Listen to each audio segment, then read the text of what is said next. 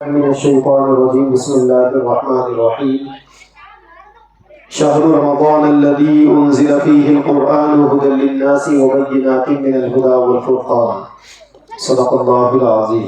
عزیز دوستوں، محترم دینی بھائیوں، پردہ نشین عزت دار ماں اور بہنوں، ہر سال کی طرح اس سال ہونے والا ہمارا یہ عظیم الشان پروگرام جو استقبال رمضان اور اصلاح معاشرہ کے عنوان سے طے ہوا ہے، چونکہ رمضان کا مہینہ بہت قریب ہے اور رمضان سے پہلے اس قسم کے پروگرام اس لیے بھی ضروری ہے تاکہ ہم کو سمجھ میں آئے کہ ہمیں اپنا رمضان کیسے گزارنا ہے۔ اللہ تبارک و تعالیٰ نے ہم سب مسلمانوں کے لیے رمضان کا مہینہ ایک تربیت کا مہینہ بنایا ہے، اور رمضان ہم سب کو گناہوں سے پاک کرنے کے لیے ہے۔ عربی زبان میں رمضان جلانے کو کہتے ہیں۔ رمضان کے مہینے کو رمضان اس وجہ سے کہا جاتا ہے کہ یہ مہینہ ہمارے اپنے گناہوں کی نحوستوں کو جلانے والا ہوتا ہے۔ اللہ تبارک و تعالیٰ نے رمضان کے مہینے میں جتنے اعمال رکھے ہیں اور جتنے کام رمضان میں کرنے کے ہیں، اگر انسان ان کاموں کو صحیح انداز سے کر لے، جیسا کرنے کا حق ہے ویسا کر لے، تو پھر انسان فائدہ ہی فائدے میں رہے گا۔ دراصل رمضان کا مہینہ ہم سب کو تقوی والا بنانے کے لیے ہے۔ قرآن مجید میں اللہ تبارک و تعالیٰ نے فرمایا کتب علیکم الصیام کما کتب علی الذین من قبلکم لعلکم تتقون، کہ ہم نے روزوں کو فرض کیا جیسا کہ پچھلی امتوں پر بھی روزہ فرض تھا۔ روزے کو فرض کرنے کا مقصد تم سب کو متقی بنانا ہے، تقوی والا بنانا ہے۔ تقوی والا انسان اللہ کا محبوب ہوتا ہے۔ واللہ ولی المتقین، قرآن مجید کے اندر اللہ تبارک و تعالیٰ تقوی والوں کے دوست ہوتے ہیں۔ جو تقوی والا ہوتا ہے اس کی عزت اللہ کی نظروں میں ہوتی ہے، چاہے دنیا والے اس کو کچھ بھی سمجھے۔ دنیا میں ہر انسان کوشش کرتا ہے اوروں کی نظروں میں اپنے آپ کو عزت والا بنانے کی، لیکن اپنے اندر تقوی کا پیدا ہو جانا اللہ تعالیٰ کی نظروں میں اپنے آپ کو عزت دار بنانے کا ذریعہ ہے۔ اور یہ تقوی حاصل ہوتا ہے روزوں کے ذریعے سے، کیونکہ روزوں میں اللہ تعالیٰ نے مجاہدہ رکھا ہے۔ مجاہدے کا مطلب ہم جو کام بھی اپنی مرضی کے خلاف کرتے ہیں اس کو مجاہدہ کہتے ہیں۔ انسان کھانا چاہتا ہے اور روزے میں کھانے سے اپنے آپ کو بچانا پڑتا ہے، مجاہدہ کرنا پڑتا ہے۔ انسان اپنی زبان کا غلط استعمال کرنا چاہتا ہے، روزے میں زبان کا غلط استعمال کرنا ممنوع ہے۔ انسان اپنی تنہائیوں کو غنیمت سمجھ کر گناہ کرنا چاہتا ہے، اور روزے کی حالت میں آدمی تنہائیوں میں بھی گناہ کرنے سے ڈرتا ہے، اور یہ ڈرنے کی وجہ سے دل پر مشقت ہوتی ہے، اسے مجاہدہ کہتے ہیں۔ تو جتنا آدمی مجاہدہ کرتا ہے اتنا وہ اندر سے پاک ہوتا ہے۔ قرآن مجید میں اللہ تبارک و تعالیٰ نے فرمایا قد افلح من تزکا، جس نے اپنا تزکیہ کر لیا وہ کامیاب ہو گیا۔ اب اپنے تزکیے کا کیا مطلب؟ تزکیے کا مطلب اپنے آپ کو پاک کر لینا۔ آپ لوگ ادھر کرسیاں ڈال لے سکتے کیا؟ بہتر ہے۔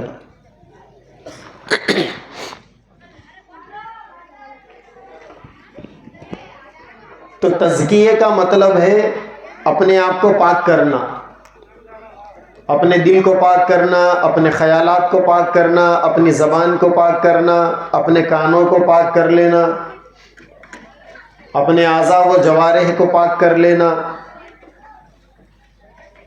جسم میں جتنے ایسے اعضاء ہے جس سے گناہ ہوتے ہیں ان کو پاک کر لینے کا نام تزکیہ ہے۔ قد افلح من تزکا، وہ انسان کامیاب ہو گیا جس نے اپنے آپ کو پاک کر لیا۔ تو رمضان اللہ تبارک و تعالیٰ نے ہم سب کو اندر سے پاک کرنے کے لیے دیا ہے۔ روزے کی حالت میں تزکیہ ہوتا ہے، آدمی اندر سے پاک ہوتا ہے۔ جس طریقے سے روزہ ہمارے جسم کو جلاتا ہے، ایسے ہی روزے کی برکت سے ہمارے اندر کی گندگیاں جلتی ہیں، بری عادتیں ختم ہوتی ہیں۔ تو ایک اعتبار سے رمضان کا مہینہ تربیت کا مہینہ ہے۔ انسانوں کو اپنی تربیت کرانا بہت ضروری ہے۔ بغیر تربیت کے کوئی انسان نہیں بن سکتا۔ اور اپنی تربیت کرانے کے لیے پچھلے زمانے میں اللہ والے بہت بڑی محنت کیا کرتے تھے۔ پیران پیر سیدنا عبد القادر جیلانی رحمۃ اللہ علیہ کا نام ہمارے گھروں میں بچہ بچہ جانتا ہے۔ انہیں غوث پاک کے نام سے جانا جاتا ہے، پیران پیر کے نام سے جانا جاتا ہے، انہیں عبد القادر جیلانی رحمۃ اللہ علیہ کے نام سے انہیں جانا جاتا ہے۔ لیکن بہت کم لوگوں کو معلوم کہ پیران پیر نے اپنی تربیت کے لیے اپنی زندگی کے 40 سال لگا دیے۔ 20 سال کی عمر تک علم حاصل کرتے رہے، اس کے بعد 55-60 سال کی عمر تک اپنی تربیت کراتے رہے، پھر اس کے بعد 35-40 سال تک اللہ کے بندوں کو دین سکھاتے سمجھاتے رہے۔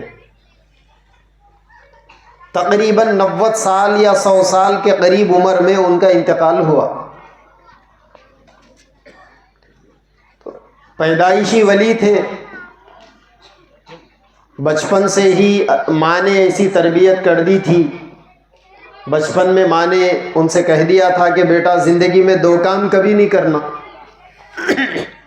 ایک جھوٹ کبھی نہیں بولنا، اور دوسرا حرام غذا کبھی استعمال نہیں کرنا۔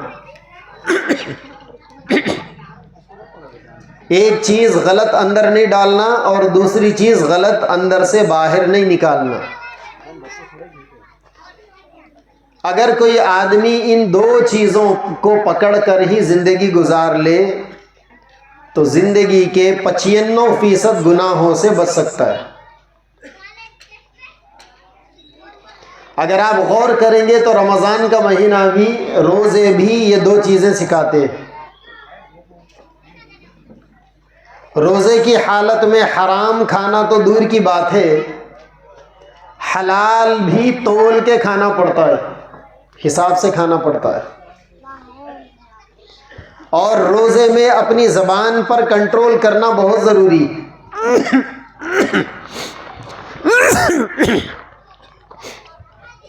اللہ کے نبی صلی اللہ علیہ وسلم کے پاس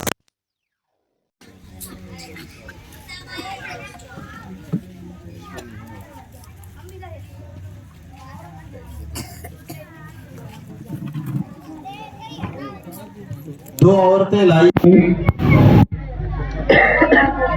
اللہ کے نبی نے ان عورتوں کو ایک تشت دیا، ایک برتن دیا، اور ان عورتوں سے کہا کہ اس میں قے کرو۔ تو ان عورتوں نے اس برتن کے اندر قے کیا تو ان کے پیٹ سے گوشت کے ٹکڑے نکلے۔ اب وہ عورتیں پریشان کہ ہم تو گوشت کھائے ہی نہیں تھے اور روزے کی حالت میں تھے، قے کیے تو یہ گوشت کہاں سے نکلا؟ تو پھر اللہ کے نبی نے فرمایا کہ تم لوگ روزے کی حالت میں دوسروں کی غیبت کیے تھے، اور اللہ تعالیٰ نے قرآن مجید میں فرمایا ہے کہ جو لوگ دوسروں کی غیبت کرتے ہیں وہ ان کا مردار گوشت کھاتے ہیں۔ تو جب تم نے قے کی روزے کی حالت میں غیبت کر کر، تو جو مردار گوشت کھانے کی وعید قرآن مجید میں اللہ نے بتائی غیبت کے نتیجے میں، وہ گوشت تمہارا باہر آیا۔ تو اس طریقے سے روزے کی حالت میں زبان پر بھی کنٹرول کروایا جاتا ہے۔ یہ ہماری تربیت کے لیے ضروری ہے، ہماری تربیت کا حصہ ہے۔ اگر کسی انسان کو روزے میں تربیت نہ ہو تو پھر اس انسان کے انسان بننے کا دوسرا کوئی راستہ بڑی مشکل سے طے ہونے والا ہے۔ آج سب سے بڑا مسئلہ ہمارا یہی ہے کہ انسان تو آپ کو بہت نظر آئیں گے مگر انسانیت بہت کم نظر آئے گی، بلکہ انسانوں کی شکل میں بھیڑیے نظر آئیں گے آپ کو۔ بعض لوگوں کو آپ نے سنا ہوگا غصے میں بولتے میرا پارا گرم ہو گیا تو چیر کے رکھ دیتا ہوں۔ چیرتا کون جی؟ چیرنا کس کی عادت ہے؟ چیرنا شیر کی عادت ہے، شیر جانور ہے، اور بہت سارے لوگ اپنے آپ کو شیر بول لیتے، میں کون ہوں معلوم؟ شیر ہوں میں۔ تو آپ پلٹا کے بولنا کہ شیر جانور رہتا تو بھی جانور ہے کیا بولے تو ان کا شیر نیچے اتر جاتا۔ اللہ تعالیٰ مخلوقات میں سب سے اچھی مخلوق بنایا، انسان بنایا، اپنے آپ کو ایک اچھا انسان بنانا چھوڑ کے اپنے آپ کو شیر بول لے رہے ہیں۔ بعضوں کو آپ نے دیکھا ہوگا کہ غصے میں ان کنٹرول ہو جاتے ہو، قابو سے باہر ہو جاتے، زبان آرے کے جیسا چلنا شروع ہوتی۔ وہ پیچھے آرا مشین ہے نا لکڑیاں کاٹنے والی، اس سے خطرناک غصے کی حالت میں انسان کی زبان بن جاتی ہے، سامنے والوں کے دلوں کو کاٹ کر، رشتوں کو کاٹ کر ختم کر کر چھوڑ دیتی۔ تو اسی لیے ہمیں اپنی تربیت کروانا بہت ضروری ہے، اور انسان کی تربیت جب تک نہیں ہوگی آدمی اس وقت تک اندر سے پاک نہیں ہو سکتا۔ اگر اندر سے تربیت ہوگی تو انسان کی نگاہیں پاک ہوگی، لیکن اگر تربیت نہیں ہوگی تو پھر آدمی موبائل کو لے کر بڑھاپے کی حالت میں تنہائیوں میں گناہ کرنے سے نہیں بچ سکتا۔ یہی وجہ ہے کہ بہت سارے لوگ زندگی 60 سال 70 سال 80 سال کے ہو گئے اور ان کا حال یہ ہے کہ ان کی نگاہیں پاک نہیں، اس عمر میں بھی عورتوں کو دیکھ کر مزے لینے کے عادی۔ اب یہ مزہ کب تک چلنے والا ہے؟ موت کے بعد کی سزا ہے یہ، اسے مزہ تھوڑی کہتے ہیں۔ حیدرآباد کے ایک مشہور شاعر تھے امجد حیدرآبادی، شہنشاہ رباعیات کہا جاتا ہے انہیں، 4 اشعار کو رباعی کہتے ہیں، تو 4 اشعار کہنے کے شہنشاہ تھے وہ۔ ان کا ایک شعر ہے، اب نہ عہد شباب باقی ہے اور نہ دور شباب باقی، اب نہ عہد شباب باقی ہے اور نہ دور شراب باقی ہے، یعنی پینے کے عادی ہوتے لوگ. وہ زمانے میں بہت معمول تھا, ابھی بھی ہے. نشے کے عادی بہت ہے, اپنوں میں زیادہ ہے. جوانی ختم ہو گئی, پینے کا ماحول ختم ہو گیا, بیٹھ کے پینے والے ختم ہو گئے. تو شاعر صاحب شعر بول رہی, اب نہ عہد شباب باقی ہے اور نہ دور شراب باقی ہے. لذتیں ختم ہو چکی امجد, لذتوں کا عذاب باقی ہے. ہم لوگ یہ سمجھتے ہیں کہ دنیا کا کتنا ہی پاپی سے پاپی آدمی کیوں نہ مر جائے, وہ مرتے ہی دودھ کا دھلا ہوا ہو جاتا ہے. ہم لوگ ایسا سمجھتے ہیں. اسی لیے مرنے والوں سے ہم لوگ عبرت حاصل نہیں کرتے. مر گیا نا, اللہ مغفرت کرے بس. مولانا صاحب دعا کر دیے, امیر صاحب دعا کر دیے, حافظ صاحب دعا کر دیے, مفتی صاحب دعا کر دیے, مدرسے کے بچوں کو کھلا دیے, 4 غریبوں کو کچھ کپڑا بنا دیے, ان کے نام پہ کسی مسجد مدرسے میں چندہ لگا دیے, کسی خیر کے کاموں میں پیسہ خرچ کر دیے. تو اب ہم یہ سمجھتے ہیں کہ بس مرنے والا پاک ہو گیا. یہ عقیدہ تو ان کا ہے, کرسچنوں کا, اور یہ عقیدہ ان کا ہے, ڈبکیاں لگانے والوں کا. مسلمان تو توبہ سے پاک ہوتا ہے, اور جو لوگ اپنے اوپر دوسروں کا ظلم رکھ لیتے ہیں, ظلم نہیں بلکہ جو لوگ اپنے اوپر دوسروں کی مصیبت ڈال لیتے ہیں, ستا کر, سامنے والوں کو ڈبا کر, سامنے والوں کو پریشان کر کر, وہ لوگ کیسا پاک ہوں گے؟ اس کے لیے تو جن جن کو ستایا, جن جن کو ڈبایا, جن جن کا ڈال لیا, پہلے واپس کرنا پڑے گا. جن جن کو ستایا ان سے معافی مانگنی پڑے گی. اس کے بغیر کیسا ہوگا؟ اسی لیے توبہ قبول ہونے کے 2 طریقے ہیں. انسان جو گناہ کرتا ہے, ان گناہوں سے توبہ کا پہلا طریقہ یہ ہے کہ آدمی آئندہ وہ گناہ کبھی نہ کرنے کی پکی نیت کے ساتھ توبہ کرے.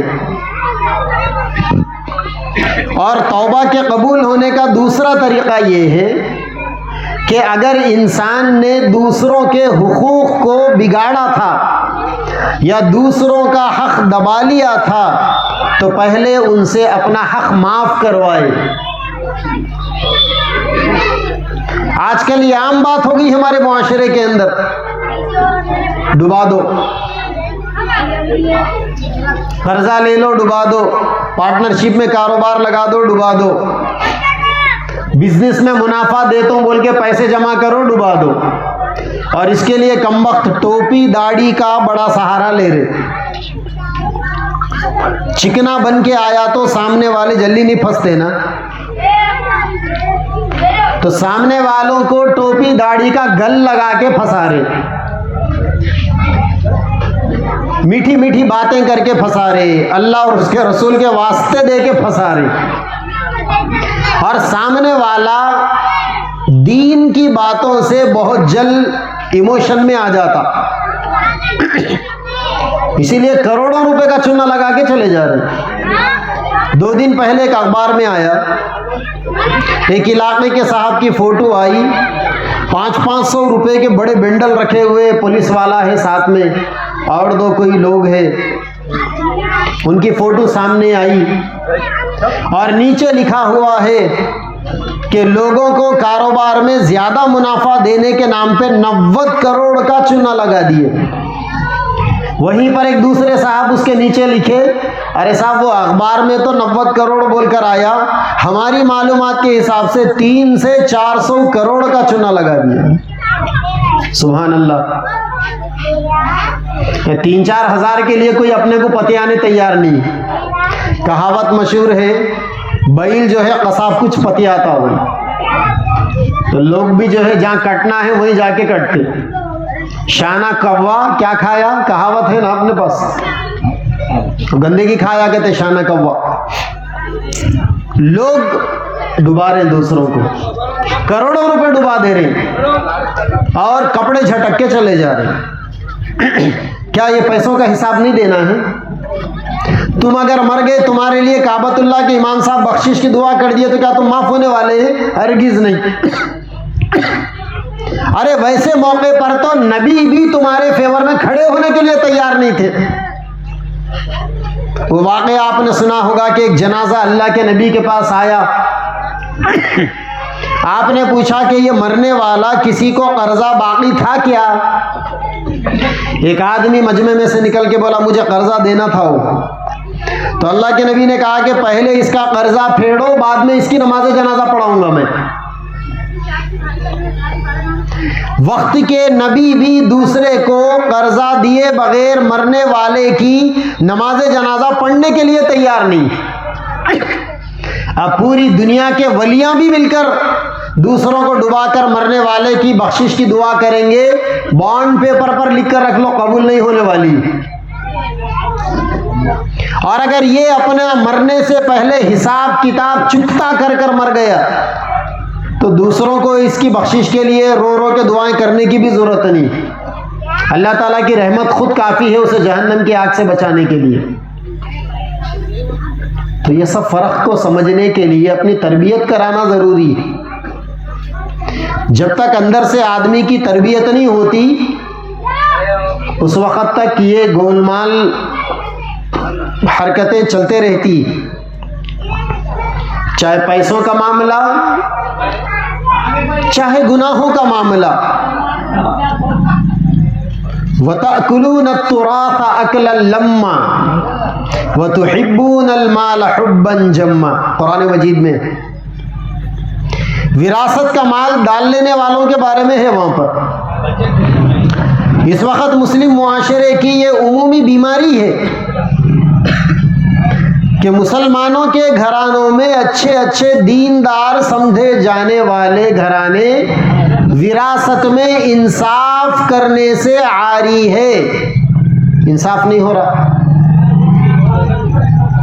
بڑا بھائی رہے تو چھوٹے بھائیوں کو ڈبا دے رہا، چھوٹا بھائی رہے تو بڑے بھائیوں کو ڈبا دے رہا، بھائیاں سب مل کے بہنوں کو ڈبا دے رہی، یا بہناں پوری جو ہے اپنی یونٹی بنا کے ماں باپ کو اپنے فیور میں کر کے بھائیوں کو جو ہے حق سے بے دخل کر دے رہے۔ کچھ نہ کچھ الگ الگ کہانیاں چل رہی، ہر گھر میں چل رہی۔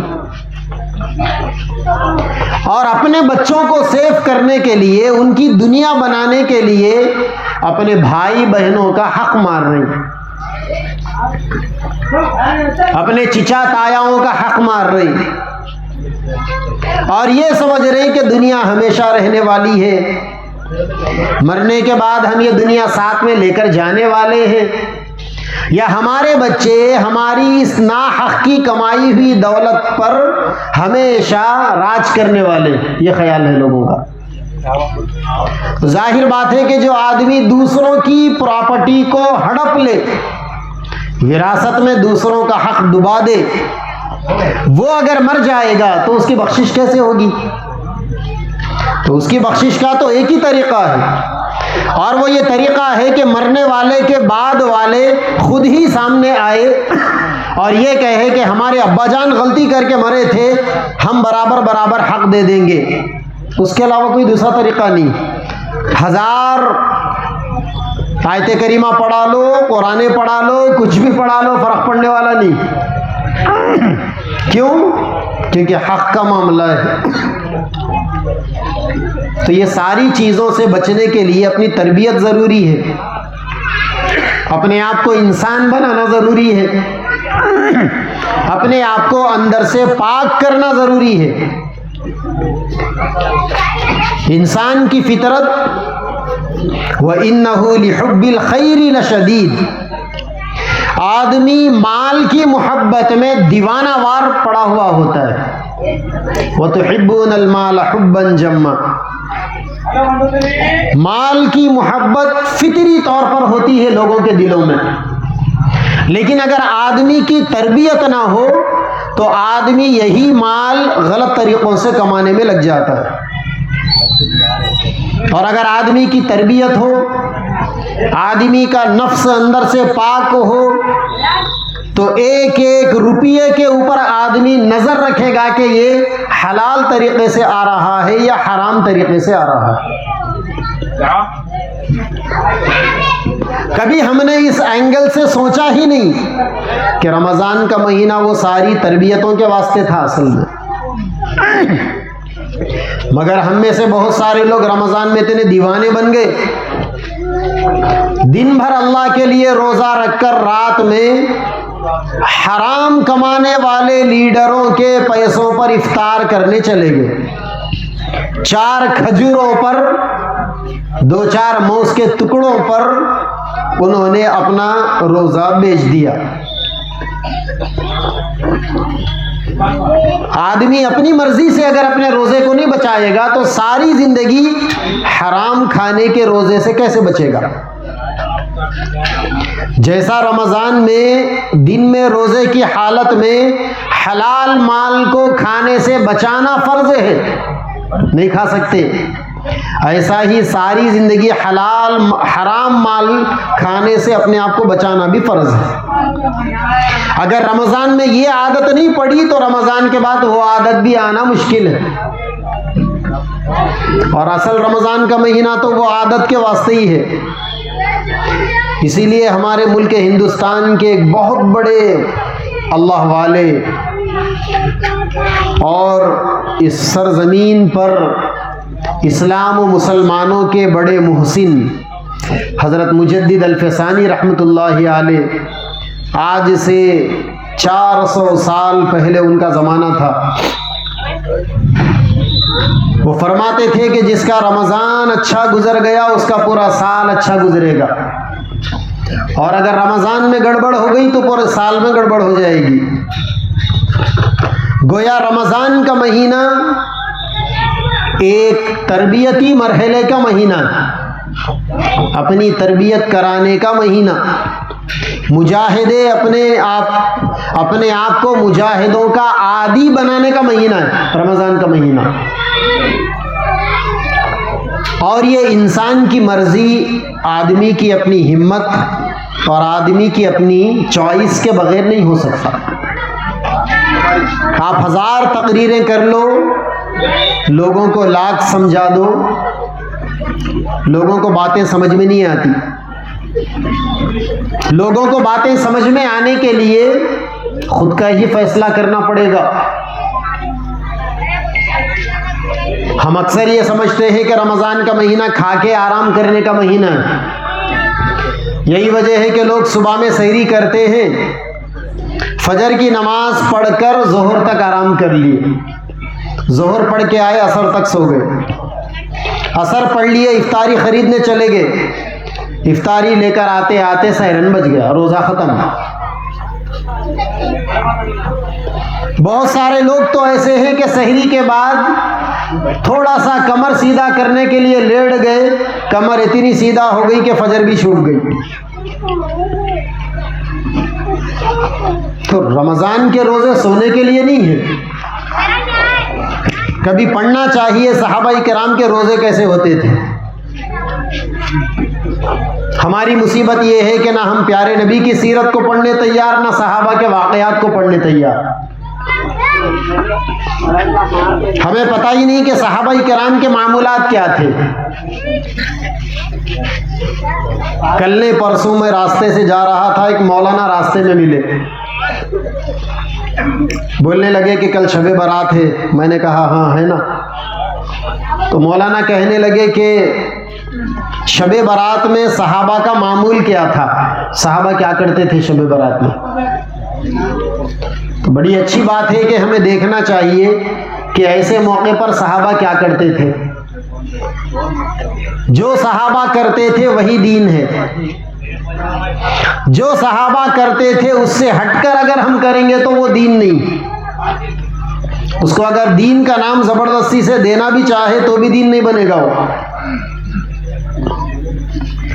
ہم لوگ تو کیا کیا کی کر لیتے ہیں شب برات میں۔ تو رمضان میں صحابہ کیا کرتے تھے؟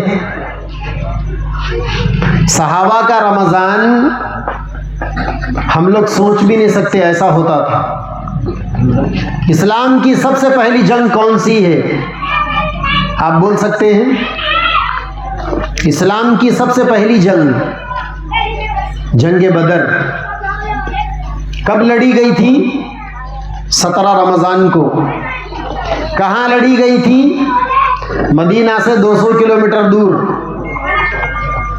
کس حالت میں لڑی گئی تھی؟ روزے کی حالت میں۔ 200 کلومیٹر دور کس حالت میں سفر کیے تھے؟ روزے کی حالت میں۔ کتنے دن سفر کر کر صحابہ وہاں تک پہنچے؟ 5-6 دن کا سفر کیا۔ کیسے سفر کیا صحابہ نے؟ 313 لوگوں میں 70 اونٹ، 2 گھوڑے، ایک ایک جانور کے اوپر 3 لوگوں کی باری۔ ایک آدمی چلتا تو اس جانور کی نکیل پکڑ کر 2 آدمی پیدل چلتے تھے روزے کی حالت میں۔ سفر کیسا تھا؟ ہائی وے کا یا رن وے کا یا پھر سب وے کا سفر نہیں تھا، پہاڑوں کا سفر تھا۔ روزے کی حالت ہے، 10 روزے گزر چکے رمضان کے، شدید گرمی ہے، بہت زیادہ گرمی۔ اب یہاں سے پیدل چل کر 200 کلومیٹر جانا ہے۔ چلتے چلتے 17 رمضان کو وہاں پہنچے۔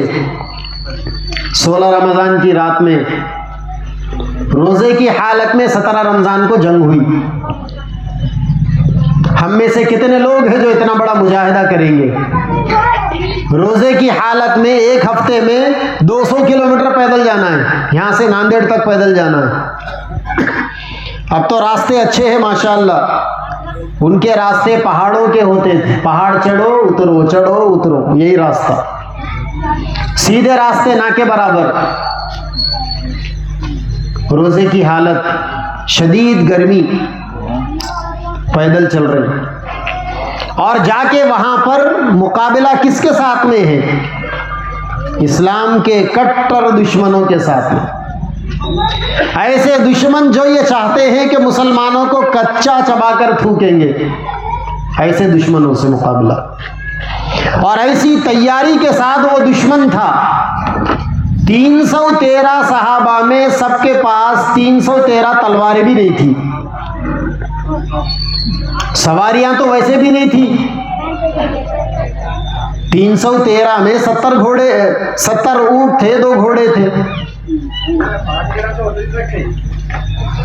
بقیہ لوگوں کے پاس کچھ نہیں، تلواریں بھی نہیں تھی، اور سامنے جو دشمن تھا 1000 کی تعداد میں تھا وہ، اور پوری تیاری کے ساتھ تھا۔ 1000 لوگوں میں 700 تو گھوڑے اور اونٹاں تھے ان کے پاس۔ روزے کی حالت میں صحابہ نے یہ جنگ لڑی، اور اللہ تبارک و تعالی نے کامیابی عطا فرمائی۔ صحابہ نے روزے میں مجاہدہ دکھایا، اسلام کی سب سے بڑی جنگ لڑ کر دکھائی صحابہ نے، اور کامیابی حاصل کر کر بتائی۔ اسی طریقے سے ایک جنگ خندق ہوئی تھی۔ تاریخ اسلام کے اندر خندق یا احزاب کی لڑائی اسے کہا جاتا ہے۔ جب آپ مدینہ منورہ جائیں گے، مدینہ منورہ کے اندر ایک علاقہ ہے، اسے خندق کی بستی کہا جاتا ہے، اور وہاں مسجد سبعہ ہے۔ سبعہ کا مطلب عربی زبان میں 7، تو وہاں 7 مسجدیں ہیں وہاں پر۔ مسجد نبوی کے بالکل قریب ہے وہ جگہ، زیادہ دور نہیں۔ اللہ کے نبی کے زمانے میں وہ جگہ مدینہ سے بہت باہر کی تھی، کیونکہ ہمارے نبی کے زمانے میں مدینہ بہت چھوٹا تھا۔ تو اللہ کے نبی کو اطلاع ملی کہ دشمن اس راستے سے مدینہ پر حملہ کرنے آ رہا ہے، تو آپ صلی اللہ علیہ وسلم نے مشورہ کیا تو مشورے میں یہ بات سامنے آئی کہ خندق کھودنا چاہیے۔ آپ نے دیکھا ہوگا بہت سارے قلعوں کے پاس خندق ہوتے ہیں، ہمارے جگتیال کے قلعے کے سامنے بھی خندق بنا ہوا ہے۔ تو پچھلے زمانے میں لوگ خندق اس لیے بناتے تھے تاکہ دشمن آ نہ سکے، اور اس میں پانی بھی بھر دیتے تھے۔ تو مشورے میں یہ بات طے ہوئی کہ مدینہ کے اطراف میں خندق کھودنا ہے۔ بڑی گہری خندق کھودی گئی، کوئی JCB نہیں تھی اس زمانے میں، ہاتھوں سے کھودنا پڑتا تھا۔ اور آج بھی آپ مدینہ جا کر دیکھ لیں وہاں کی مٹی کیسی ہے۔ یہ مٹی کو کھودنا بہت آسان ہے۔ وہاں کی مٹی اچھے موٹے موٹے پتھر والی مٹی، تھوڑا کھودیں گے تو پتھر آ جائے گا۔ اب وہ پتھر کو نکالنا پھر اس کے بعد کھودنا۔ اسی لیے آپ نے وہ واقعہ سنا ہوگا اللہ کے نبی صلی اللہ علیہ وسلم کا، اسی خندق کو کھودنے میں دو بڑی بڑی چٹانیں آ گئی، صحابہ نے پورا زور لگا دیا ان چٹانوں کو پھوڑنے کا، توڑنے کا، نہیں ہو سکا۔ اللہ کے نبی صلی اللہ علیہ وسلم سے صحابہ نے کہا کہ یا رسول اللہ، یہ چٹانیں جو ہے پھوٹنے کا نام ہی نہیں لیتی۔ تو آپ صلی اللہ علیہ وسلم آئے، آ کر آپ نے کدال پکڑا، اللہ کا نام لے کر چٹان پر مارا تو کیا تھا، چٹان جو ہے پھٹ گئی۔ ایک چٹان کے اندر سے چنگاری نکلی، روشنی نکلی۔ اللہ کے نبی نے فرمایا کہ اس روشنی میں قیصر و کسریٰ کی کامیابی دیکھ رہا ہوں۔ یعنی سیدنا عمر فاروق رضی اللہ تعالیٰ عنہ کے زمانے میں جنگ خندق کے کئی سالوں کے بعد اللہ تعالیٰ نے مسلمانوں کو جو کامیابی مقدر میں لکھی تھی، اس زمانے کے سپر پاور قیصر، کسریٰ، رومن امپائر اور پرشین امپائر، ایران کو کسریٰ کہا جاتا تھا اور رومن امپائر کو قیصر کہا جاتا تھا، اور یہ دونوں اس زمانے کے سپر پاور تھے۔ اللہ کے نبی نے دونوں چٹانوں کو پھوڑا، دونوں چٹانوں میں سے روشنی نکلی۔ آپ نے فرمایا کہ اس روشنی میں اس سپر پاور کی کامیابی دیکھ رہا ہوں۔ پھر صحابہ نڈھال تھے، وہ واقعہ آپ نے بار بار سنا ہوگا علماء سے، دعوت و تبلیغ کے ساتھیوں سے، کہ بھوک کی وجہ سے صحابہ کے پیٹوں پر پتھر بنا ہوا تھا، پتھر لے کے ایسا بن کے کپڑا بن لیے تاکہ پیٹ، بھوک کی وجہ سے جو پیٹ خالی ہے، پتھر سے وہ پیٹ وزن ہو جائے۔ صحابہ نڈھال، کمزور، اللہ کے نبی سے کہا یا رسول اللہ، بھوک نے اتنا نڈھال کر دیا کہ پیٹ پر پتھر بننا پڑا۔ تو آپ صلی اللہ علیہ وسلم نے اپنا پیٹ نکال کر بتایا، آپ نے کہا کہ تمہارے پیٹوں پر ایک پتھر ہے اور میرے پیٹ پر دو پتھر۔ اتنی بڑی خندق صحابہ کرام نے کھودی، رمضان کا مہینہ تھا، 4 ہفتے لگ گئے اس خندق کو کھودنے کے لیے۔ 4 ہفتوں میں تو مہینہ ختم ہو جاتا ہے، پہلے روزے سے 30ویں روزے تک آ جاتا ہے آدمی 4 ہفتوں میں۔ تو میرے بھائیوں، پیاری بہنوں، صحابہ کا رمضان تو ایسے ہوتا تھا، وہاں تو انہیں سحری کرنے کے بعد ظہر تک سونے کے لیے فرصت میسر نہیں تھی، کیونکہ ان کے سامنے کام اتنا زیادہ تھا۔ قیامت تک آنے والی نسلوں کے لیے ایمان کے پہنچانے کی تیاری کرنا تھا انہیں، وہ اس میں لگ گئے، قربانیاں دیتے رہے، تب جا کر یہ دین ہم تک پہنچا۔ اگر وہ پیارے صحابہ بھی سحری کھا کر، فجر چھوڑ کر ظہر تک سو جاتے، ظہر پڑھ کر عصر تک سو جاتے، عصر کے بعد اٹھ کر افطاری خریدنے چلے جاتے اور افطار پر افطاری کر لیتے تو آج یہ دین و ایمان ہم تک نہیں پہنچتا. یہ دین ان کی قربانیوں سے ہم تک آیا. اور یہ رمضان کا مہینہ قربانیاں چاہتا ہے ہم سے. بستروں پر پڑے پڑے روزے گزار دینا اجازت ہے، سونے کی پوری اجازت ہے، لیکن اب ہمیں وہ طے کرنا ہے کہ ہم اس اجازت کا فائدہ اٹھائیں گے یا نہیں اٹھائیں گے. ہمارے اپنے علاقے کے بہت سارے ساتھی باہر جاتے ہیں کمانے کے لیے. کسی کو سال میں ایک مرتبہ چھٹی ملتی، کسی کو 2 سال میں ایک مرتبہ چھٹی ملتی. اور قسمت سے بہت سارے ساتھیوں کو، بہت سارے لوگوں کو ایسی کمپنی مل جاتی ہے جو آنے جانے کا کرایہ بھی، ٹکٹ بھی دے دیتے. کمپنی والے کہہ دیتے کہ آپ کو سال میں ایک چھٹی، آنے جانے کا ٹکٹ ہماری طرف سے. یہ پوچھتے ہیں کہ اگر میں نہ جاؤں تو کمپنی والے کہتے ہیں کہ وہ ٹکٹ کے پیسے آپ کو دے دیں گے ہم، آپ جاؤ یا نہ جاؤ آپ کی مرضی، آپ کے لیے پوری اجازت. تو وہ کیا کرتے ہیں مشورہ کر کے کہ بھائی جائیں گے تو کیا کرنا ہے، جانے کے بعد انڈیا میں الگ خرچے. اس کے بجائے اگر ہم یہیں پر رک جائیں گے، 2 سال میں ایک مرتبہ جائیں گے تو ٹکٹ کے پیسے بھی بچ جائیں گے 40-50 ہزار روپے. تو آدمی سہولت ملنے کے باوجود بھی اپنی پلاننگ اور اپنی حکمت کی بنیاد پر سفر نہیں کرتا، بچا لیتا. تو اللہ تبارک و تعالیٰ نے ہمارے لیے بھی سہولت رکھی ہے. چاہو تو سو کے روزے گزار سکتے ہو، مگر وہ سہولت سے فائدہ اٹھانا ہے نہیں اٹھانا ہے وہ ہمیں طے کرنا ہے. اگر ہم سہولت کا فائدہ اٹھائیں گے روزہ تو ہو جائے گا، لیکن روزے کا فائدہ حاصل ہونا تھوڑا مشکل ہے، ناممکن نہیں ہے.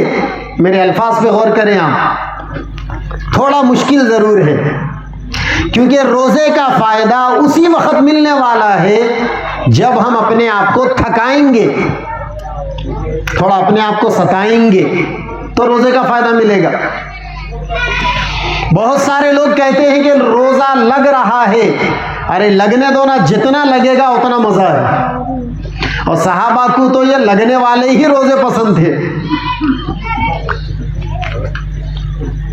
فضائل صدقات میں آپ نے پڑھا ہوگا تعلیم کے اندر، صحابہ کو 2 چیزیں پسند تھی، سرما کی راتیں، گرما کے روزے. سرما کی راتیں لمبی ہوتی ہیں، آدھا یعنی دن کے 24 گھنٹوں میں 12 گھنٹے 11 گھنٹے کی رات ہوتی ہے. تو سرما کی راتوں کو صحابہ غنیمت سمجھتے تھے.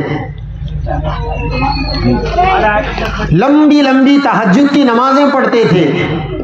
اور بہت سارے صحابہ جن میں سیدنا عثمان رضی اللہ تعالی عنہ کا نام مشہور ہے، ایک رات میں پوری قرآن مکمل ختم کر دیتے تھے تہجد میں. تو صحابہ کو سرما کی راتیں پسند تھی اور گرما کے روزے پسند تھے، کیونکہ گرما میں دن بڑا ہوتا ہے. بعض دفعہ 16-17 گھنٹے کا بھی دن ہوتا ہے گرما میں. تو 16-17 گھنٹے کے روزے پسند تھے صحابہ کو. یہ امت صحابہ جیسا پسند کب اپنائے گی؟ ہم میں سے کون ہے جو یہ بولے کہ صحابہ کی پسند میری پسند؟ مجھے بھی سرما کی لمبی راتیں پسند ہیں، سو کر گزارنے کے لیے نہیں بلکہ تہجد پڑھنے کے لیے. کون بولے گا ہم میں سے؟ ہم میں سے کون بولے گا کہ مجھے گرما کے روزے پسند؟ ابھی یہ پچھلے دنوں میں جلسوں کا سیزن چل رہا اور ہر جگہ رمضان کے عنوان پہ بیان کرنا پڑ رہا. تو 2-4 جگہ ایسی بھی جگہ جانا ہوا، لوگ کہنے لگے کہ گرما اب بھی اتنا زیادہ ہے، مارچ میں کیسی گرمی رہتی نہیں مانو، ابھی سے ہیبت کھا رہے لوگ. جبکہ اپریل اور مئی کے مہینہ اور جون کے مہینے کے روزے گزار دیے پچھلے 6-8 سالوں میں. اب تو تھوڑا ماحول نرم پڑ رہا نا، جیسا جیسا ایک ایک سال آگے بڑھے گا ویسا ویسا یہ تاریخیں 10-10 دن پیچھے آئے گی. اب ہمارا رمضان شروع ہوگا 1 مارچ سے. اگلے سال جو رمضان آئے گا وہ 20 فروری یا 18 فروری سے ہی شروع ہوگا. اس کے بعد کا رمضان 8 فروری یا 10 فروری سے. اب سے 3 سال کے بعد جو رمضان آئے گا 2028 میں وہ تو فروری کی پہلی تاریخ سے ہی شاید شروع ہو جائے. اس کے 3 سال کے بعد 2031 میں جو رمضان آئے گا وہ جنوری کے مہینے سے ہی شروع ہوگا. 2034 میں جو رمضان آئے گا وہ دسمبر کے مہینے سے شروع ہوگا. تو اب تو ہمارے روزے سردیوں کے دنوں میں جا رہے ہیں. ابھی میں اگلے 50 سال کا کیلنڈر اٹھا کے دیکھ رہا تھا تو ہمارے دوستوں کو بتایا کہ دیکھو اگلے 30-40 سال تک رمضان سردیوں کے دنوں میں آنے والا ہے. تو وہ ہمارے دوست لمبی سانس لے کے بولے اللہ کا شکر ہے. میں بولا کیوں بھائی خیر تو ہے, اللہ کا شکر کیوں منا رہے؟ بولنے لگے مفتی صاحب میری عمر 32 سال ہے, اگر اللہ تعالیٰ 60 سال بھی دیے تو اگلے 28 سال کے روزے پورے ٹھنڈے گزرنے والے. چلو زندگی بھر کا انتظام ہو گیا. اتنا سوچ لے رہے لوگ. تو صحابہ کے روزے مجاہدے والے روزے. اور صحابہ اتنا کہاں کھاتے تھے جتنا ہم لوگ کھاتے. افطار میں, سحر میں. ہم نے رمضان کو کھانے کا مہینہ بنا دیا, خوب کھانے کا مہینہ, جبکہ رمضان اپنے کھانے کے سسٹم کو کنٹرول کرنے والا مہینہ ہے. ہمارے بچپن میں یہی علاقے میں ہم دیکھتے تھے, اتنے گھراں کہاں تھے جب ہمارے محمدیہ پورے میں بچپنا یہی گزرا ہمارا, بڑکے جھاڑ کے آس پاس. تو یہاں سے بہت سارے لوگ اپنے جانوروں کو لے کے جاتے تھے بیل بنڈیوں کو بن کے. وہ جانوروں کے منہ میں بٹی ڈال کے رکھتے تھے, چھوٹی بٹی. پوچھے تو بولتے تھے کہ جانور ادھر ادھر نہیں چرنا بول کے بٹی ڈال دیتے تھے. ہم لوگوں کو بھی رمضان میں اپنے منہ پر بٹی ڈالنے کی ضرورت ہے. اب یہ بٹی تو ہم وہ بنا کے نہیں ڈال سکتے, اپنے مرضی کی بٹی ہی اگر ڈال لیں گے تو بہتر ہے. اس کے لیے تھوڑی ہمت کرنا پڑے گا, تھوڑے حوصلے سے کام کرنا پڑے گا. یہاں بڑی تعداد میں ہماری بہنیں موجود ہیں, بھائی لوگ بھی موجود ہیں, ان کی گھر والی بہنیں بھی موجود ہیں.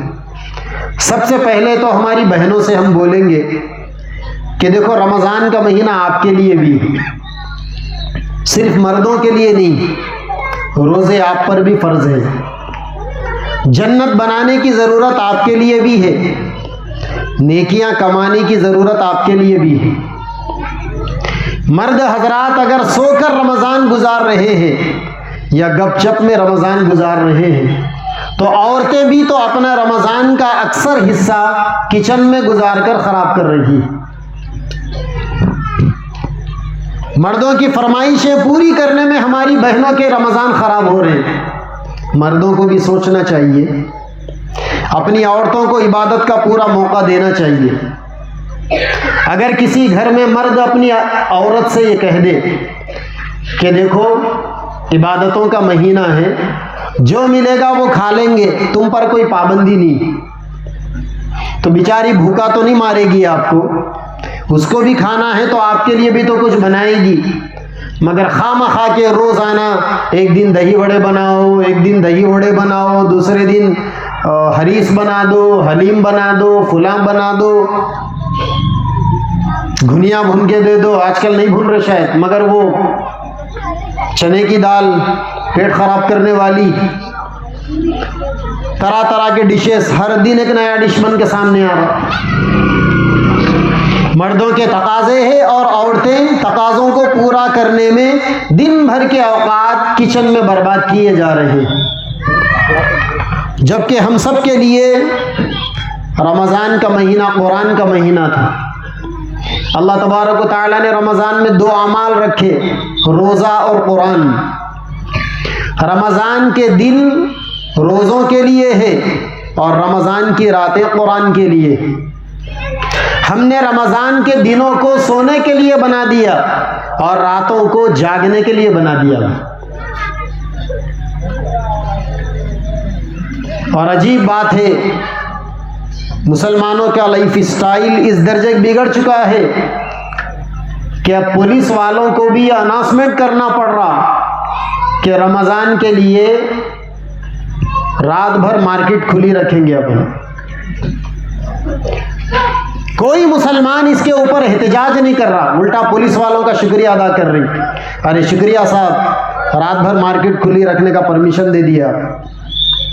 ان سے کہنا چاہیے پولیس والوں سے، وہ تو آپ کی سہولت کے لیے انہوں نے اجازت دی، مگر ہماری یہ ذمہ داری تھی کہ ہم ان پولیس والوں سے کہتے کہ دیکھو صاحب، ہمارا یہ رمضان اور یہ رمضان کی راتیں مارکیٹنگ کرنے کے لیے یا بازار شاپنگ کرنے کے لیے نہیں ہیں. ہمارے لیے رمضان بھر مسجدوں کا کھلا رہنا ہمارے رمضان کے صحیح گزارنے کا ذریعہ ہے. یہ ہونا تھا، مگر کچھ اور ہو گیا. میں بھی حیدرآباد میں 14 سال رہا ہوں اور حیدرآباد شہر سے میرا 30 سال پرانا تعلق ہے. 6-7 سال کی عمر سے حیدرآباد آنا جانا ہے، لیکن آج تک میں نے حیدرآباد کا رمضان نہیں دیکھا. 2-4 سال رمضان میں حیدرآباد میں تھے ہم، لیکن کبھی چار مینار کے پاس جانے کی ضرورت محسوس نہیں ہوئی. تو ہمارے ایک دوست بولنے لگے، ارے تم رمضان کا یعنی حیدرآباد کا رمضان اگر تم نہیں دیکھے تو تم کچھ بھی نہیں دیکھے. تو میں بولا کیا جنت ہے کیا وہ اتنا اپنے آپ پہ افسوس کرنے کے لیے؟ بولے لگے نہیں ویسا نہیں. مدینہ بلڈنگ سے لے کر مکہ مسجد تک کتنا بڑا علاقہ ہے، 1.5 کلومیٹر کا علاقہ ہے. مدینہ بلڈنگ سے لے کر مکہ مسجد تک رمضان میں 2 ویلروں کی بھی انٹری بند کر دی جاتی. پولیس والے باضابطہ بیریکیڈز ڈال دیتے ہیں اور ساری رات بھر مارکیٹ کھلی رہتی ہے اور مارکیٹنگ کرنے والی پوری برقعے والی ہماری ماں اور بہنیں. یہ کیا مصیبت ہے بھائی؟ اب آپ بولیں گے کہ وہ حیدرآباد والے کر لے رہے تو اپن کہیں کو بول لینا، وہ اپنے پاس سے بھی جا رہے وہاں پر شاپنگ کرنے. مسلمانوں کی یہ بڑی مصیبت ہے کہ اگر تھوڑے پیسے آگے خواہشات ان کنٹرول. اگر اپن غریب ہے تو ہی کوروٹلے میں شاپنگ ہونے والی ہے، تھوڑے پیسے بڑھ گئے تو کریم نگر نہیں تو نظام آباد، اور تھوڑے بڑھ گئے تو حیدرآباد. چلو اللہ کا شکر ہے پھر بھی مسلمان غنیمت. ابھی حال میں ایک رپورٹ پڑھ رہا تھا پاکستان کے مسلمانوں کی، وہ کمبخت تو اور ہی زیادہ جہالت میں PhD کیے ہوئے، تھوڑا پیسہ آیا تو شاپنگ کرنے دبئی چلے جا رہے. سنا سبحان اللہ. تو میرے بھائیوں، پیاری بہنوں، رمضان آ رہا ہے. ہم نے رمضان کے لیے کیا پلاننگ کی، کیا منصوبہ بنایا کہ نہیں بنایا؟ اپنے آپ سے سوال کیجئے. اللہ کے نبی صلی اللہ علیہ وسلم رجب کے مہینے سے رمضان کو پانے کی دعا کرتے تھے، اور بڑے بڑے اللہ والے 6 مہینے پہلے سے رمضان کے لیے دعا کرتے تھے، اے اللہ ہمیں رمضان نصیب فرما. کیونکہ ان لوگوں کو معلوم تھا کہ رمضان کیا چیز ہے. ہمیں نہیں معلوم اور ہم جاننے کی کوشش بھی نہیں کر رہے، اور اگر معلوم بھی ہوگا تو جان کر انجان بننے کی کوشش میں لگے ہوئے ہیں. ابھی سے ہمارے پاس پلاننگ ہونی چاہیے، منصوبہ بندی ہونی چاہیے، عبادتوں کو خوب اچھے طور پر انجام دینے کا ابھی سے ہمارے پاس ایک اسکیچ پلان ہو. عورتوں کے پاس ہو، مردوں کے پاس ہو. سال بھر قرآن مجید کھولنے کی اگر توفیق نہیں ہو رہی ہے تو رمضان کا مہینہ قرآن کا مہینہ ہے، قرآن پڑھنے کے لیے جستجو ہو. بہت سارے لوگوں کی زندگی اس بات کو لے کر ختم ہو رہی ہے کہ صاحب ہمیں قرآن پڑھنے نہیں آتا. اگر قرآن پڑھنے نہیں آتا تو سیکھو نا قرآن پڑھنا. کب تک بغیر قرآن پڑھے کے رہے گے؟ اللہ کے نبی صلی اللہ علیہ وسلم کی حدیث ہے، جس دل کے اندر قرآن نہیں وہ دل ویران گھر کے جیسا ہے. گھروں میں اگر آدمی نہ ہو ویران کہلاتے ہیں. دلوں میں اگر قرآن کی آیتیں یاد نہ ہو تو دلوں کی ویرانی ہے وہ. تو ہم کب تک اپنے دلوں کو ویران رکھ کر زندگی گزارنا پسند کریں گے؟ ہمیں قرآن یاد کرنے کی جستجو کرنا چاہیے. علم حاصل کرنے کی کوئی عمر نہیں ہوتی. ہمارے ہندوستان کا کیا بلکہ پورے ایشیا کا سب سے بڑا مدرسہ ہے دارالعلوم دیوبند. ابھی سال ختم ہو رہا وہاں پر، اکیڈمک ایئر ختم ہو رہا، بچوں کے ایگزامز چل رہے ہیں. 2 دن کے بعد بچوں کو چھٹیاں ملیں گے وہاں پر. تو وہاں جو عالم کورس کا آخری سال ہے فائنل ایئر، جس کو پڑھ کر بچے عالم بن جاتے ہیں، اس سال دارالعلوم دیوبند میں جو بچے فائنل ایئر میں ہیں اس میں ایک 70 سال کا بوڑھا بھی ہے. مشہور ڈاکٹر صاحب ہے دلی کے. 70 سال کی عمر میں ان کو خیال آیا کہ میں دارالعلوم دیوبند سے عالم بنوں گا. پچھلے کئی سالوں سے تیاری کی، جا کے ایڈمیشن لکھا، کامیاب ہوئے، داخلہ لیا، سال بھر پڑھے، ایگزامز دے رہے ہیں، ابھی ماشاءاللہ عالم بنیں گے. 70 سال کی عمر میں عالم بن رہے ماشاءاللہ. آدمی کے اندر شوق ہونا چاہیے. مجھے اچھی طریقے سے یاد ہے، میرے بچپن میں میں نے سب سے پہلی تراویح رائکل کے اندر سنائی تھی. بہت سارے لوگوں کو یاد ہوگا، انڈین ایئر لائنس کا ایک فلائٹ ہائیجاک ہو گیا تھا. رمضان کا مہینہ تھا، وہ 98 یا 99 کا سال تھا. وہ آج سے 25-27 سال پہلے. تو رائکل کے اندر مجھے دن بھر جامع مسجد میں ایک کمرے میں رہنا پڑتا تھا امام صاحب کے ساتھ، اور رات میں تراویح مدینہ مسجد میں سنانا پڑتا تھا. تو وہاں ایک میرا کام دن بھر مسجد میں بیٹھ کے قرآن پڑھ لینا تھا بس. تو وہاں ایک بوڑھے حضرت آتے تھے، سرتاج صاحب، میرے بازو بیٹھ کے وہ مجھ سے بولتے تھے. بلکہ 2 بوڑھے لوگ آتے تھے. وہاں اس وقت رائکل کی مسلم کمیٹی کے صدر تھے عارف خان صاحب. ان کے والد آتے تھے، بہت ضعیف، لکڑی پکڑ کے مسجد میں. میں جب قرآن پڑھتے بیٹھتا تھا تو وہ 2 بوڑھے لوگ آ کے میرے پاس بیٹھ کے بولتے تھے کہ مول صاحب اپنے کو قرآن پڑھنے نہیں آتا، آپ تھوڑا زور سے پڑھو قرآن تو ہم سنیں گے. اللہ کے نبی نے فرمایا کہ قرآن پڑھنے والے کو جتنا ثواب ہے سننے والے کو بھی ویسا ہی ثواب ہے. اگر ہمیں قرآن پڑھنے نہیں آتا تو کم سے کم ہم پڑھنے والے سے سن تو سکتے ہیں. ایسا ماحول بنانا چاہیے، ہمیں کچھ ہدیہ دے کر بنانا چاہیے. حافظ صاحب کو پکڑ لے، بولے کہ حافظ صاحب روزانہ 1 پارہ سناؤ. جب مہینہ ختم ہو جائے کچھ خدمت کر دو، حافظ صاحب کی بن مٹھی رکھ دو، 5-10 ہزار روپے رکھ دو، کیا جانے والا ہے.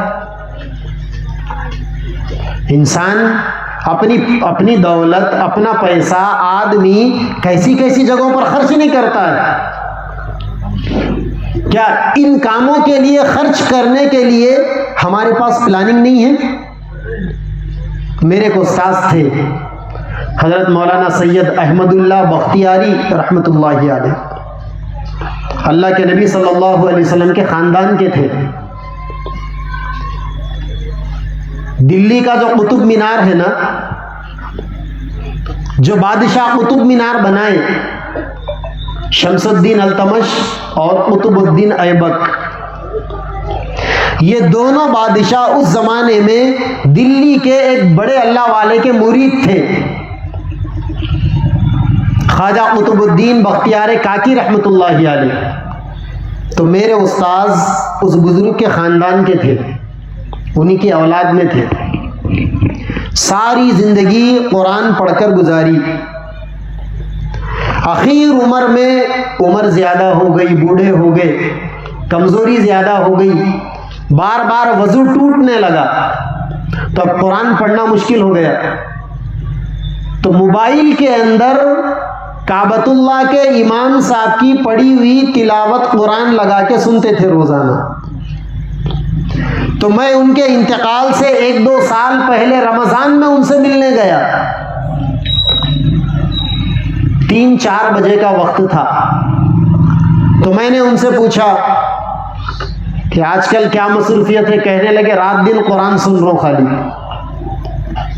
تو کہنے لگے، میں نے پوچھا کہ روزانہ کتنے پارے سنتے ہیں؟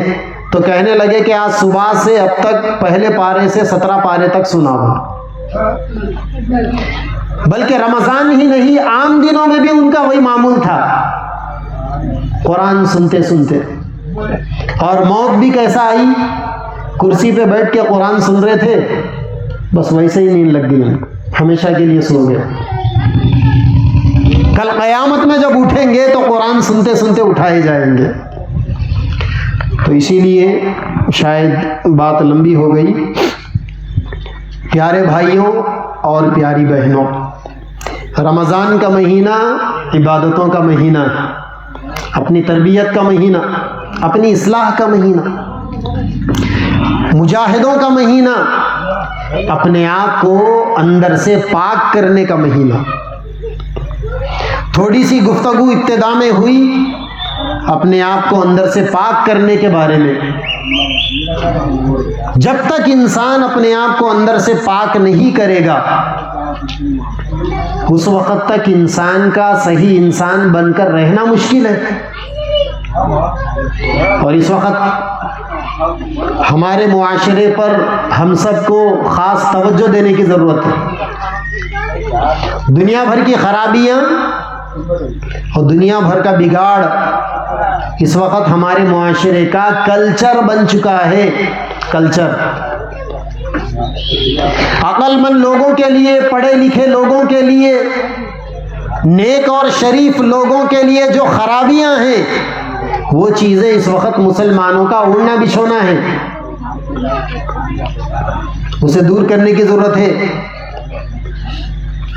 ایسے گندے ماحول کی چادروں کو جلانے کی ضرورت ہے، اور یہ تربیت اپنے گھروں سے شروع کرنے کی ضرورت ہے۔ آج بہت جلسے ہو رہے اصلاح معاشرہ کے، ہمارے بھی جلسے کا عنوان ہے اصلاح معاشرہ اور استقبال رمضان۔ اصلاح معاشرہ کیا مطلب؟ سوسائٹی کو پاک کرنا، یہ مطلب ہے اس کا۔ سوسائٹی میں پھیلی ہوئی برائیوں سے لوگوں کو نکالنا، یہ مطلب ہے اصلاح معاشرہ کا۔ اسی لیے اب مہم چلانے کی ضرورت ہے کہ اصلاح معاشرہ کے جلسے بند کرو، اصلاح افراد کی کوششیں شروع کرو۔ اصلاح افراد کا مطلب ایک ایک آدمی کو پکڑ پکڑ کے سدھارنے کی کوشش کرو، اور اصلاح افراد پیغمبروں کی سنت ہے، نبیوں کی سنت ہے۔ ہم یہ بولتے بولتے بوڑھے ہو جا رہے ہیں کہ دعوت کا کام نبیوں کی سنت ہے۔ کبھی ذرا راز بھی سمجھے کہ نہیں سمجھے اس کا، کہ دعوت کا کام کیسے نبیوں کی سنت؟ نبی ایک ایک آدمی کو پکڑ کر اس کے اوپر محنت کر کر اسے انسان بناتے تھے۔ پوری روئے زمین میں آج تک کوئی ایسا لیڈر، کوئی ایسا انسان نہیں گزرا جو اپنے ساتھ والوں کو پاکیزہ انسان بنایا ہو، جتنا کہ محمد عربی صلی اللہ علیہ وسلم نے اپنے صحابہ کو بنایا۔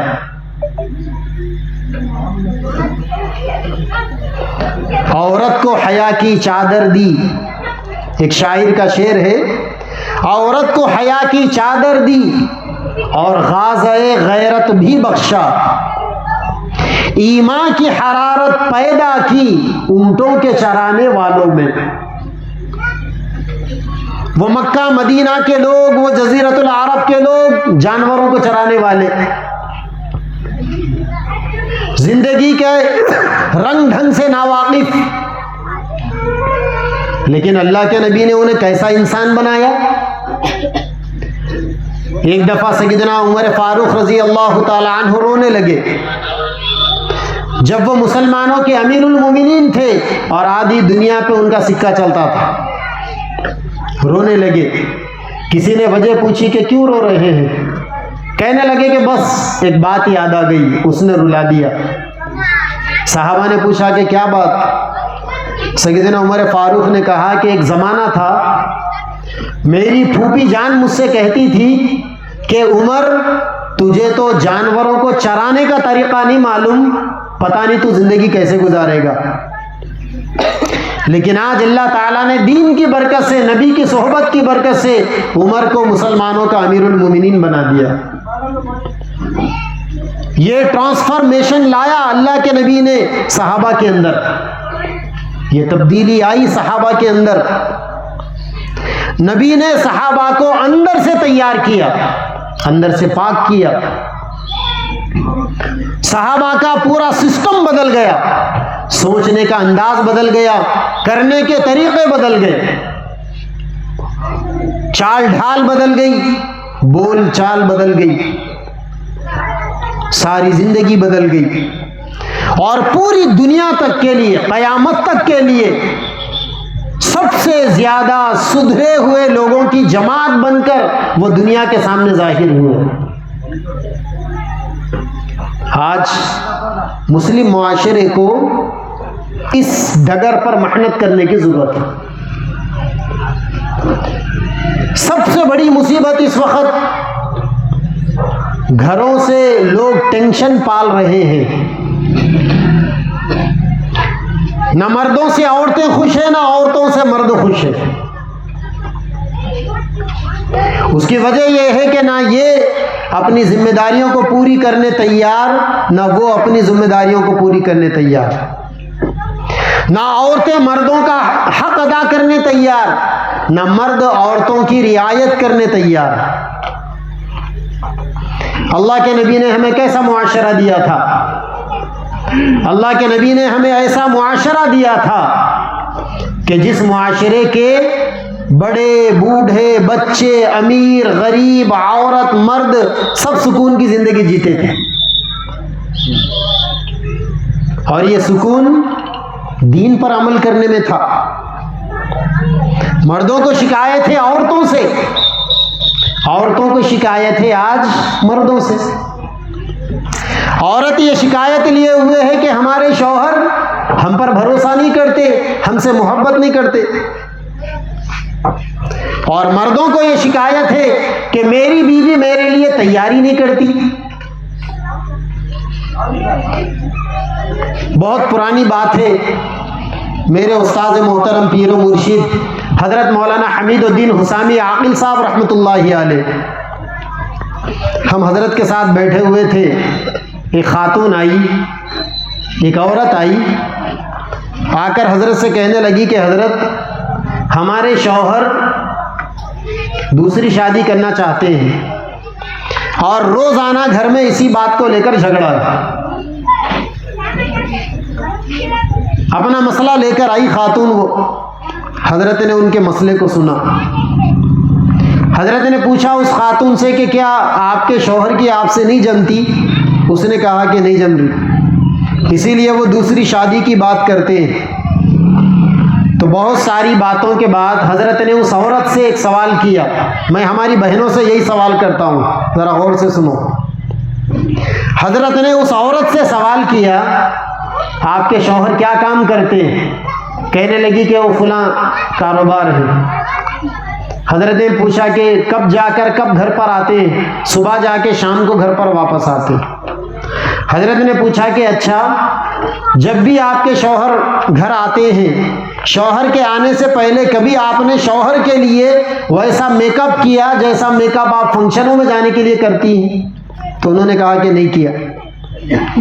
تو حضرت نے کہا کہ اگر شوہر تھکا ہوا، حالات کا مارا ہوا، شام کو گھر واپس آئے اور اپنی بیوی پر نظر ڈالے اور وہ بیوی چٹے کارنیوں جیسی ہو، تو اس شوہر کا دل اس بیوی سے کیسے لگے گا؟ جبکہ وہ جس راستے سے آ رہا ہے اس راستے میں اسے حسین جمیل میک اپ میں پھرنے والی لڑکیاں، عورتیں نظر آ رہی ہیں۔ تو جب اس خاتون کو سمجھ میں آیا کہ بھائی کمی تو ہماری طرف سے، اگر ہماری عورتیں یہ راز کو سمجھ لے تو 80% جھگڑے ختم ہو جائیں گے۔ مردوں کے لیے تیاری کرنا، میک اپ کرنا، یہ بھی ثواب کا کام ہے۔ پتہ نہیں ہماری عورتوں کو یہ مسئلہ معلوم کی نہیں معلوم۔ مرد جب کبھی بھی اپنے گھر لوٹ کر آئے، عورت ناک چڑھائی ہوئی، دن بھر کام کر کر اپنے آپ کو تھکائی ہوئی اگر ہو تو کیسے انڈرسٹینڈنگ ہوگی، کیسے دل لگے گا؟ اللہ تعالیٰ نے مرد اور عورتوں کے اندر ایک کشش رکھی ہے، اور یہ کشش خوبصورتی کو، صفائی کو دیکھ کر بڑھ جاتی ہے۔ یہی حال مردوں کا بھی ہے۔ بہت سے مرد دن بھر کام سے تھک کر گندا جسم لے کر آ کر سو جاتے ہیں، پانی نہانے کی توفیق نہیں ہوتی۔ اگر صاف ستھرے بستر پر جاتے تو کشش باقی رہتی۔ یہ ہمارے گھروں کے مسئلے ہیں یہ، اور یہ ایسی چھوٹی چھوٹی باتیں ہیں جس کو مجمع میں بولنا ضروری نہیں۔ یہ چیزیں تو ہر انسان، ہر مرد اور ہر عورت اپنی مرضی سے، اپنی سمجھداری سے سمجھ کر کر سکتے ہیں، لیکن مصیبت یہ ہے کہ مسلم قوم کی ذہانت اس درجے کمزور ہو چکی ہے کہ ایسی باتیں بھی ان کو بتانی پڑتی ہیں۔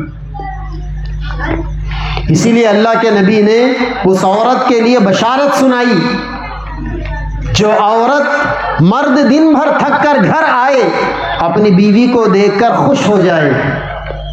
تو ظاہر بات ہے کہ مرد، تھکا ہوا مرد کیسی عورت کو دیکھ کر خوش ہوگا؟ جو عورت مرد کے لیے تیار بیٹھے گی اس کو دیکھ کر خوش ہوگا۔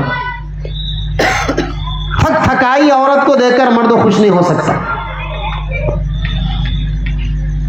تو ہمیں بہت کچھ سیکھنے کی ضرورت ہے، بہت کچھ تبدیلی لانے کی ضرورت ہے۔ تو گھما پھرا کر اب ہماری بات ختم ہونے پر آ رہی ہے وہیں پر کہ یہ رمضان کا مہینہ ہم سب کی تربیت کا مہینہ ہے، ہمیں انسان بنانے والا مہینہ ہے، اللہ تعالیٰ کی محبتوں کو لوٹنے والا مہینہ ہے، اپنے نیکیوں میں اضافہ کرنے والا مہینہ ہے، اپنے آپ کو تقوی کے زیور سے مزین کرنے والا مہینہ ہے۔ عورتوں میں زیور اگر ہو خوبصورت معلوم ہوتی ہے۔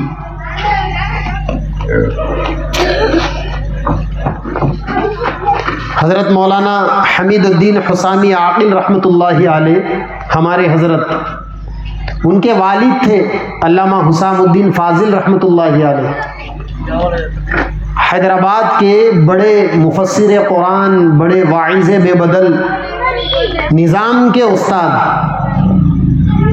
اور نظام کے زمانے میں عثمانیہ یونیورسٹی کے پروفیسر۔ 1956 میں ان کا انتقال ہوا، اس زمانے میں جبکہ سوشل میڈیا نہیں تھا۔ 4 لاکھ مسلمانوں نے ان کی نماز جنازہ پڑھی تھی، اتنے بڑے اللہ والے۔ تو ان کا ایک شعر ہے، حسن بیکار ہے اگر قوت زر نہ ہو، علم بیکار ہے اگر قوت نطق نہ ہو۔ ایک عالم ہے، دنیا بھر کا علم ان کے پاس ہے، مگر انہیں تقریر کرنے نہیں آتا تو انہوں لوگوں کو دین نہیں سمجھا سکتے، علم بیکار ہو گیا۔ ایسے یہ خوبصورت ہے، حسین و جمیل ہے، انتہائی کیوٹ ہے، مگر اس کے پاس زیور نہیں ہے تو اس کا حسن 4 چاند لگا ہوا نہیں کہلاتا۔ عورتوں کی خوبصورتی زیور سے ہے، اور مردوں کی عورتوں کی خوبصورتی اللہ کے نظروں میں کس چیز سے ہے؟ وہ تقوی کے زیور سے ہے۔ اسی لیے اللہ نے قرآن میں فرمایا وَلِبَاسُ التَّقْوَى ذَلِكَ خَيْرٌ، وَلِبَاسُ التَّقْوَى خیر ہے، ذَلِكَ خیر ہے، وَلِبَاسُ التَّقْوَى ذَلِكَ خَيْرٌ۔ اللہ تعالیٰ نے انسانوں کے لیے پہننے کے لیے لباس رکھا، اور اللہ تعالیٰ خود کہہ رہے ہیں سب سے بہترین لباس تقوی کا لباس ہے، پرہیزگاری کا لباس، گناہوں سے بچنے کا لباس ہے۔ اور اللہ تعالیٰ نے رمضان کے روزے دیے تقوی والا بنانے کے لیے، لعلکم تتقون، تاکہ تم تقوی والے بن جاؤ۔ اسی لیے میری ماں اور بہنوں، پیارے بھائیوں، رمضان کا مبارک مہینہ شروع ہونے والا ہے، 13-14 دن باقی۔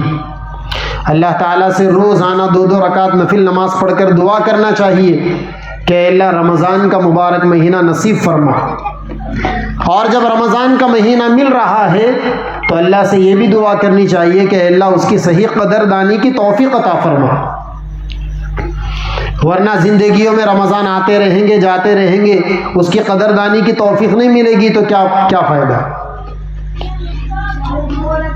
اس کا اہتمام کرنے کی ضرورت ہے۔ رمضان کو مسائل کی رعایت کے ساتھ علماء سے معلوم کر کے مسئلے مسائل کو سیکھ کر رمضان کے اعمال کو انجام دینے کی ضرورت ہے۔ رمضان کو عبادتوں کا مہینہ، قرآن کی تلاوت کا مہینہ، غریبوں پر خرچ کرنے کا مہینہ بنا کر گزارنے کی ضرورت ہے۔ اللہ تبارک و تعالی ہم سب کے لیے رمضان کے بہتر استعمال کو آسان فرما دے۔ وآخر دعوانا الحمدللہ رب العالمین۔